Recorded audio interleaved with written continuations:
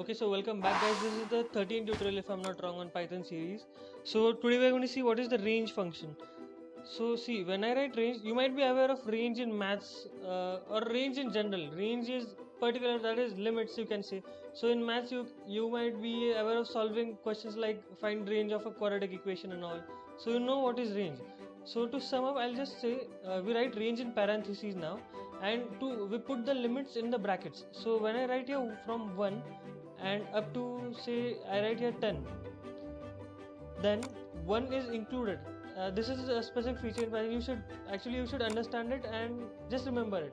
So when I write from 1 to 10, so you might think that from 1 to 10 means 1 2 3 4 5 6 7 8 9 and 10, but see, this is a different thing over here.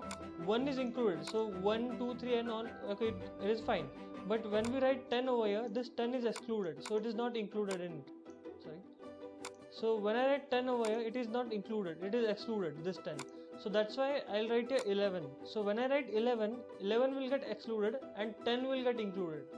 I hope you got it. So now it will be from 1 to 10, that is 1 2 3 4 5 6 7 8 9 and up to 10. So in this way this function works. And when I suppose I write a equals to this range, this is my range and it is equal to this a, that is a variable. So when I try printing up a, then it just prints range from 1 to 11.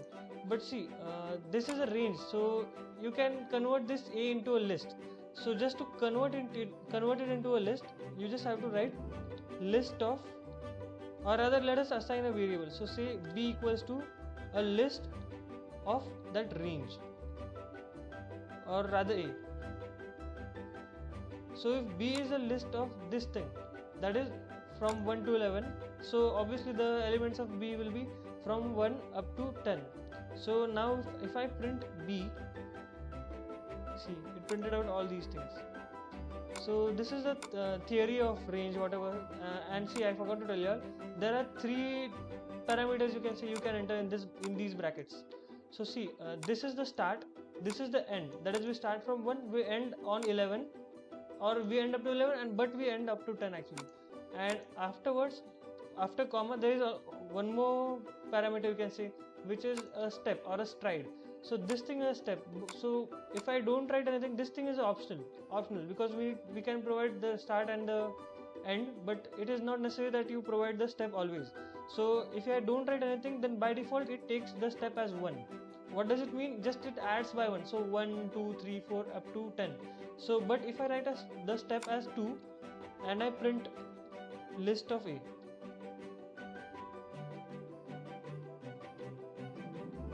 now see, now it printed out 1 3 5 7 9, that is it just took steps of 2, that is from 1 plus 2 means 3 plus 2 5 plus 2 7 and plus 2 9. So these are the 3 parameters you can say. So first is the start, the second is the end, and third is the stride or step, which you saw, and this thing is optional. And after that there are many ways to write a range actually. So if you write so say you write just up to 11, or okay, just up to 11, it is fine. It takes from 0, it starts from 0. Range always starts from 0. This is the important thing, you must remember it, that range always starts from 0. So when I run it, it is the one and the same thing. So not necessary that I'll always start it from 0. We can write range up to 11, it will by default start from 0.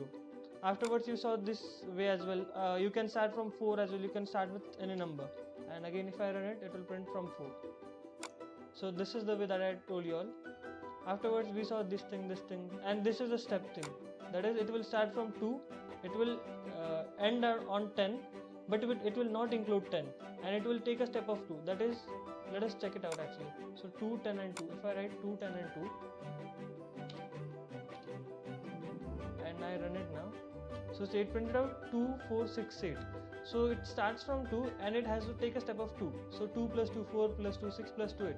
But now if it adds 2, so it will become 10. But this 10 is excluded, so it will not print out 10. But if I write 11 over here, it will print out 10 as well. And you can start it from 0 as well, up to you. Now you might be thinking, why do we need this and all?